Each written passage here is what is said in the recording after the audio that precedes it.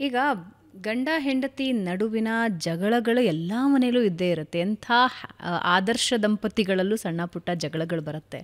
ಆದರೆ ಅದು toxic environment ಹೆಂಗಾಗತ್ತೆ, ಹೆಂಗೆ ಶುರು ಆಗುತ್ತೆ ಅದು? ಈಗ ಸಣ್ಣ ಪುಟ್ಟ ಹೌದು, ಬಟ್ ಅದನ್ನು ಗಂಡ ಆಗಲಿ ಹೆಂಡತಿ ಆಗಲಿ ಅದನ್ನು ಓಪನ್ ಅಪ್ ಮಾಡ್ಕೋಬೇಕು, ಮಾತಾಡಬೇಕು, ಪ್ರಾಬ್ಲಮ್ನ ಸಾಲ್ವ್ ಮಾಡಬೇಕು. ಆಮೇಲೆ ಪ್ರಾಬ್ಲಮ್ ರೀತಿಯಲ್ಲೇ ನೋಡಬೇಕೆ ಹೊರತು ಅದರ ಹಿಂದೆ ಮುಂದೆ ಕಥೆಗಳನ್ನು ಕಟ್ಟಿದಾಗ ಜಾಸ್ತಿ ಆಗುತ್ತೆ ಅಂತ ಅನಿಸುತ್ತೆ. ಆದರೆ ಇದು ಟಾಕ್ಸಿಕ್ ಆಗೋದು ಯಾವಾಗ? ಟಾಕ್ಸಿಕ್ ಆಗೋದು ಯಾವಾಗ ಅಂದರೆ, ಇವಾಗ ಉದಾಹರಣೆಗೆ ಈ ಅತುಲ್ ಸುಭಾಷ್ ಅವರು ಸೂಸೈಡ್ ಮಾಡ್ಕೊಂಡ್ರಲ್ಲ, ಸೆಲ್ಫ್ ನೋಟ್ ಬಿಟ್ಬಿಟ್ಟು ಅದಾದಮೇಲೆ ಒಂದು 24 ವರ್ಷದ ಹುಡುಗ ಬಂದಿದ್ದ. ಅವ್ನು ನೋಡಿ ಎಷ್ಟು ಅವನಿಗೆ ಹೆದರಿಕೆ ಆಗಿದೆ ಅಂದರೆ, ಮ್ಯಾಮ್ ಇವಾಗ ನಾನು ಒಂದು ಅಪಾರ್ಟ್ಮೆಂಟ್ ತೊಗೊಳ್ಳೋಣ ಅಂತಿದ್ದೀನಿ, ಅದನ್ನು ನಮ್ಮ ಅಮ್ಮನ ಹೆಸರಲ್ಲಿ ತೊಗೊಳ್ಬೋದಾ? ನಂದು ವೆರಿ ಫೈನ್ ಕಣೋ, ತಗೋ ಪರವಾಗಿಲ್ಲ, ಅಮ್ಮಂಗೆ ಏನಾದರೂ ಪ್ರಾಪರ್ಟಿ ಇದೆಯಾ, ಲೋನ್ ಸಿಕ್ಕತ್ತಾ, ಅಮ್ಮ ಕೆಲಸದಲ್ಲಿದ್ದಾರಾ, ಹೆಂಗೆ ಮಾಡ್ಕೋತೀಯಾ, ಹೀಗೆಲ್ಲ. ಅವನೇನೋ ಗೈಡೆನ್ಸ್ ಅಂತ ಬಂದಿದ್ದ. ಅವನು US ಹೋಗಬೇಕಾಗಿತ್ತು, ಕೆರಿಯರ್ ಕೌನ್ಸಿಲಿಂಗ್, ಅಭಿಪ್ರಾಯಗಳು, ಹೀಗೆ ಗೈಡೆನ್ಸ್ಗೋಸ್ಕರ ಬರ್ತಾರೆ. ಅಲ್ಲಿ ಅವನಿಗೆ ಬೇರೆ ಯಾವುದೇ ರೀತಿಯ ಚಿಕಿತ್ಸೆ ಅಗತ್ಯ ಇರಲಿಲ್ಲ. ಸುಮ್ಮನೆ ಈಗ ಒಂದು ಅಜ್ಜಿಗೆ ಒಂದು ಸ್ಮಾರ್ಟಾಗಿರೋ ತಾತಂಗೆ ನಾವು ಹೇಳ್ಕೊತೀವಲ್ಲ, ಆ ರೀತಿಯೂ ಕೆಲವು ಮಕ್ಕಳು ಬರ್ತಾರೆ ನನ್ನ ಹತ್ರ. ಸೊ ಮ್ಯಾಮ್ ಹಿಂಗೆ ನಾನು ಹಿಂಗೆ ಮಾಡಲಾ ಅಂತ. ಸೊ ಖುಷಿ ಅನಿಸುತ್ತೆ ಚಿಕ್ಕ ಮಕ್ಕಳ ಜೊತೆ ಎಲ್ಲ ಇಂಟ್ರ್ಯಾಕ್ಟ್ ಮಾಡೋಕ್ಕೆ.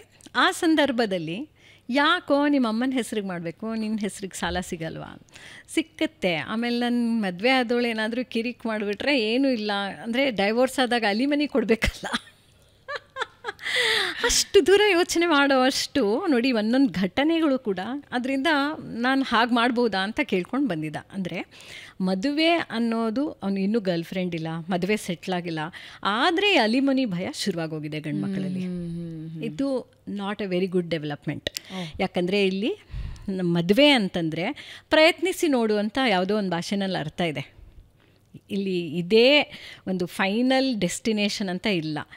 ಇಲ್ಲಿ ಮನುಷ್ಯ ಒಬ್ಬನೇ ಇರೋಕ್ಕಾಗಲ್ಲ, ಜೊತೇಲಿ ಪ್ರೀತಿ ಮಾಡ್ಕೊಂಡು ಇರೋಕ್ಕೆ ಬರಲ್ಲ ಅನ್ನೋದೇ ಒಂದು ದೊಡ್ಡ ಮನೋರೋಗ ಅಥವಾ ದ್ವಂದ್ವ. ಆದ್ದರಿಂದ ಸಂಸಾರದಲ್ಲಿ ನಾವು ಸೇರಿಕೊಂಡಾಗ ಇಲ್ಲಿ ಏನನ್ಸುತ್ತೆ, ಇದೊಂದು ಸ್ಪಿರಿಚುವಲ್ ಗ್ರೋತ್.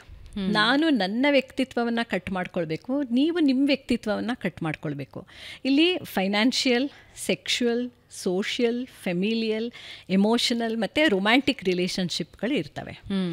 ಈಗ ಮದುವೆನಲ್ಲಿ ಯಾಕೆ ಪ್ರಾಬ್ಲಮ್ ಆಗ್ತಾ ಇದೆ ಅಂದರೆ 4 ಥರದ ಪೇರೆಂಟಿಂಗ್ ಸ್ಟೈಲ್ನ ನಾವು ಸುಮ್ಮನೆ ನೋಡೋಣ. ಒಬ್ಬರು ನನ್ನ ಥರ ಪೇರೆಂಟ್ ಆದರೆ, ನಾನು ಯಾವಾಗಲೂ working woman, so it's like purely parented kids.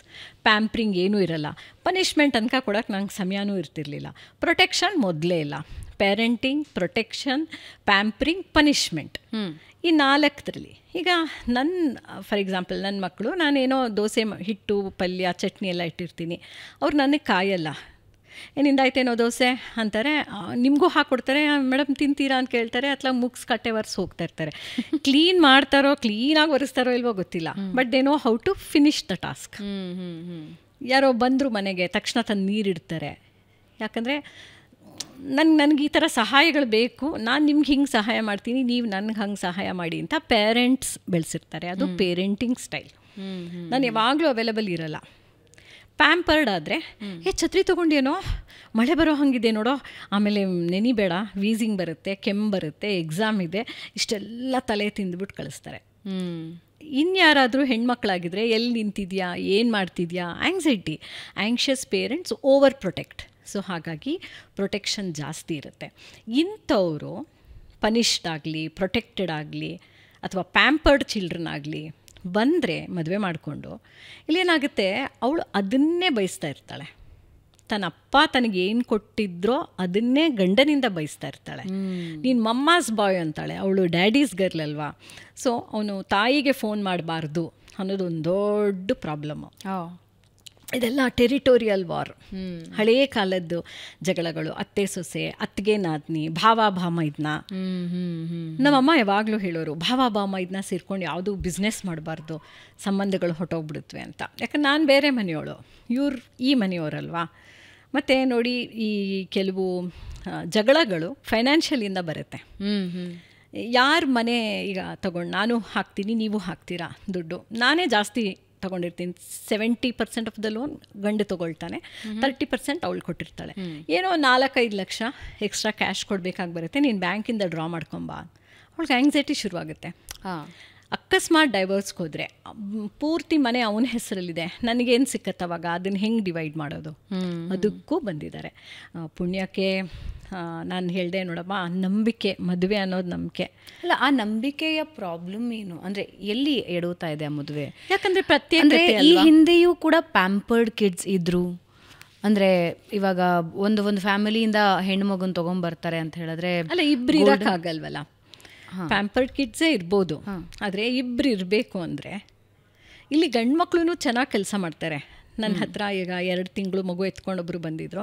ಅವ್ನು ನೀಟಾಗಿ ಡೈಪರ್ ಎಲ್ಲ ಚೇಂಜ್ ಮಾಡ್ದ, ಮಗು ಅಳ್ತಾ ಇತ್ತು, ಹೆಗ್ಲ ಮೇಲೆ ಹಾಕೊಂಡ, ಫೀಡಿಂಗ್ ಬಾಟ್ಲಲ್ಲಿ ಹಾಲು ಕುಡಿಸಿ ಬರ್ಪಿಂಗ್ ಮಾಡಿಸ್ದ. ಎಲ್ಲ ಕೆಲಸನೂ ಒಂದು ಹೆಣ್ಣು ಮಾಡ್ದಂಗೆ ಗಂಡು ಮಾಡ್ತಾ ಇದ್ದ. ಅಲ್ಲಿಗೆ ಗಂಡು ಮಕ್ಕಳು ಈಗಿನ ಒಂದು 35 ಇಯರ್ಸ್ ವಿತಿನ್ ಯಾರಿದ್ದಾರೆ ಅವ್ರು ಚೆನ್ನಾಗೇ ತಯಾರಾಗಿದ್ದಾರೆ. ಆದರೆ girls are becoming the boys they want to marry. ಮದುವೆ ಆದಮೇಲೆ ಗೊತ್ತಾಗುತ್ತೆ ನನ್ನಲ್ಲಿ ಮ್ಯಾಸ್ಕ್ಯುಲಿನಿಟಿ ಎಷ್ಟಿದೆ ಅಂತ. ಅದಕ್ಕೆಲ್ಲ ನಾನು ಅವನನ್ನು ಮೇಲೆತ್ತಕ್ಕಾಗಲ್ಲ. ಈ ಆಲ್ಫಾ ಮೇಲ್ ಅಂತಾರಲ್ಲ, ಆ ಥರ ಇಷ್ಟ ಇರ್ಬೋದು. ಸಡನ್ನಾಗಿ ಅವ್ರಿಗೆ ಇನ್ಯಾರೋ ಇಷ್ಟ ಆಗೋಗ್ಬಿಡ್ತಾರೆ, ತುಂಬ ಚೆನ್ನಾಗಿ ಮಾತಾಡ್ಸೋರಾಗ್ಬೋದು. ಅಥವಾ ನಾನು ತುಂಬ ಅಕ್ಕ ತಂಗಿ ದೊಡ್ಡಪ್ಪ ಆ ಥರ ನಾನು ತುಂಬ ನನ್ನ ಫ್ಯಾಮಿಲಿಗೆ ಅಟ್ಯಾಚ್ ಆಗಿಬಿಟ್ಟು ಗಂಡನ ಮನೆಗೆ ನಾನು ಹೊಂದ್ಕೊಳ್ದಲೇ ಇದ್ದಾಗ ಆ ತಾಯಿಗೆ ಒಂದು ಫೋನು ಮಾಡಲ್ಲ ಅಂದಾಗ ಗಂಡಸಿಗೆ ಬೇಜಾರಾಗುತ್ತೆ. ಅವಳು ಕರೀತಾಳೆ, ಬಾ ಹಬ್ಬಕ್ಕೆ ಹೋಗೋಣ ಅಂತ ಅವನ್ನ ಅನ್ಬೋದು. ಯಾಕಂದ್ರೆ ನೀನೇನು ಮಾಡ್ತಾ ಇಲ್ವಲ್ಲ ma'am, she is not interacting with my parents, why should I interact with her parents. ಎಲ್ಲೆಲ್ಲಿಂದನೋ ಜಗಳ ಶುರುವಾಗುತ್ತೆ ಭಾವನಾ ಅವರೇ. ಇಂಥ ಕಡೆಯಿಂದನೇ ಏನೂ ಇರಲ್ಲ ಅಲ್ಲಿ ಜಗಳ. ನಾನು ಅದನ್ನೇ ಹೇಳ್ತಾ ಇರೋದು, ಒಂದು ನಾರ್ಮ್ 6-7 ವರ್ಷ ಸೆಕ್ಷುವಲ್ ಇಂಟ್ರಾಕ್ಷನ್ ಇಲ್ದಲೇ ಇರ್ತಾರೆ ಚಿಕ್ಕ ಕಪ್ಪಲ್ಲೇ. ಮಡಿಕೆಯ ಮಾಡುವನೆ ಮಣ್ಣೆ ಮೊದಲು, ತೊಡುಗೆಯ ಮಾಡುವನೆ ಹೊನ್ನೆ ಮೊದಲು. ನೀವು ಆಭರಣ ಮಾಡೋಕ್ಕೆ ಮುಂಚೆ ಚಿನ್ನವನ್ನು ಹದ ಮಾಡ್ಕೋತೀರಾ, ಹಾಗೆಯೇ ಮಡಿಕೆ ಮಾಡೋಕ್ಕೆ ಮುಂಚೆ ಮಣ್ಣನ್ನು ಹದ ಮಾಡ್ಕೊಳ್ತಾನೆ ಕುಂಬಾರ. ಈಗ ಸಮಾಜದ ಮೂಲ ಧಾತು ಯಾವುದು? ಕುಟುಂಬ. Save river, rally for river ಅದೆಲ್ಲ ಅಲ್ಲ ನನಗೆ ಬೇಕಾಗಿರೋದು, ರ್ಯಾಲಿ ಫಾರ್ ಫ್ಯಾಮಿಲೀಸ್. ನಮ್ಮ ಅಸ್ತಿತ್ವ ಇರೋದೇ ಗಂಡ ಹೆಂಡತಿ ಮಕ್ಕಳು ಸಂಸಾರ ಅಜ್ಜ ಅಜ್ಜಿ ಈ ಥರ ಒಂದು ಗುಂಪಿನ ಲಿವಿಂಗಲ್ಲಿ ನಮ್ಮ ಅಸ್ತಿತ್ವ ಇರೋದು. ನೀವು ಹೇಳಿದ್ರಲ್ಲ man is A social animal. ಹೌದು, ಅಲ್ಲಿ ಒಂದು ಸೆಲ್ಫಿಶ್ನೆಸ್ ಇದೆ, ಸ್ವಾರ್ಥ ಇದೆ, ಆದರೆ ಆ ಗುಂಪಿಲ್ಲ ನಮಗೆ. ಕಾಲದಲ್ಲಿ ನೋಡಿ, ಮೈ ಮೇಲೊಂದು ಗೂಟದ ಮೇಲೊಂದು ಅಂತ 2 ಬಟ್ಟೆ ಇದ್ದಿದ್ದು. ಆಮೇಲೆ ಊಟ 2 ಹೊತ್ತೆ ತಿಂತಾ ಇದ್ದಿದ್ದು. ಈಗ ಸಂಬಂಧಗಳನ್ನು ನಾವು ವೆರೈಟಿ ಮಾಡ್ಕೊಂಡ್ಬಿಟ್ಟಿದ್ದೀವಿ ಅಷ್ಟೇ. ಈಗ ನಾನು ಒಂದು 1994 ಜರ್ಮನಿನಲ್ಲಿ ಇರೋವಾಗ ಅಲ್ಲೊಬ್ಬಳು ನನಗೆ ಈ ಥರ ಅಡಾಲೆಸೆಂಟ್ ನನಗೆ ಸಿಕ್ಕಿದ್ಲು. ಅವಳು ಹೇಳ್ತಾ ಇದ್ಲು, ವಿಂಟರಲ್ಲಿ ಐಸ್ ಸ್ಕೇಟಿಂಗಿಗೆ ಒಬ್ಬ ಬಾಯ್ ಫ್ರೆಂಡು, ಸಮ್ಮರಲ್ಲಿ ಸ್ವಿಮ್ಮಿಂಗಿಗೆ ಒಬ್ಬ ಬಾಯ್ ಫ್ರೆಂಡು. ನಿಮ್ಮ ದೇಶ ಚೆನ್ನಾಗಿದೆ, ನಮ್ಮ ದೇಶದಲ್ಲಿ ವೆರೈಟಿ ಬಾಯ್ ಫ್ರೆಂಡ್ ಮಾಡ್ಕೊಳ್ತೀವಿ.